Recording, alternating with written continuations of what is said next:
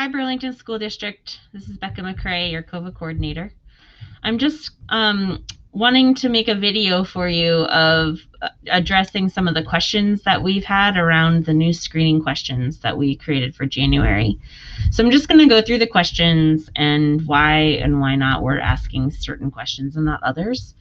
We're asking what was your temperature before you left your house, so that we're encouraging people to take their temperature at home before they leave. This will hopefully keep people who are feverish at home before they even get on the bus, before they enter the public transportation system, and before they get to school. So that's why we are doing that question. We're asking them if they've had any contact with an individual who is COVID-19 positive.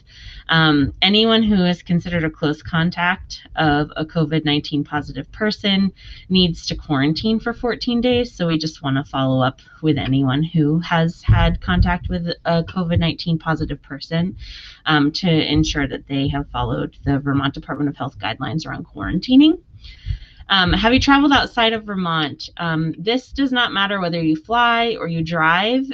If you leave the state, you have to quarantine for 14 days or quarantine for 7 days with a negative test result before you can leave your home or engage in any activity in the community, including going to the grocery store, but especially prior to school reentry or after school sports reentry.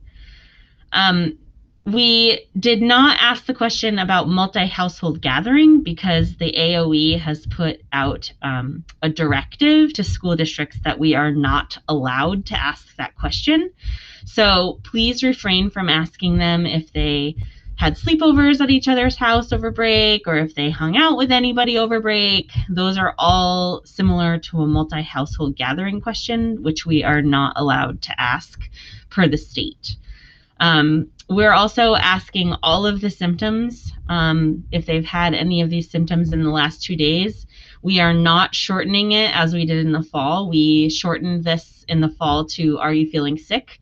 And we still had kids in school who had symptoms. So if they have one of these symptoms, they go home for 24 hours.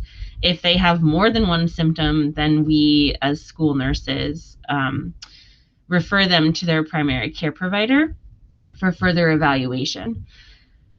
The most important part about all these questions is if anyone answers yes, your job as the screener is to send them to the school nurse for nursing assessment. No one except a school nurse can make the determination and assessment of whether the child stays or goes home. So as the screener, your job is just to ask these questions in a yes or no fashion and to encourage people to take their temperature at home.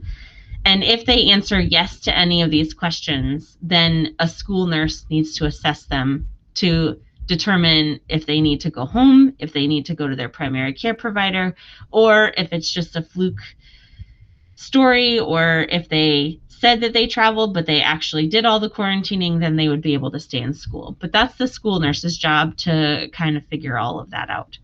So I hope this has helped. If you have any questions, please feel free to email me at rmccrae@bsdvt.org. And I hope you have a wonderful new year. Thank you for keeping our schools safe.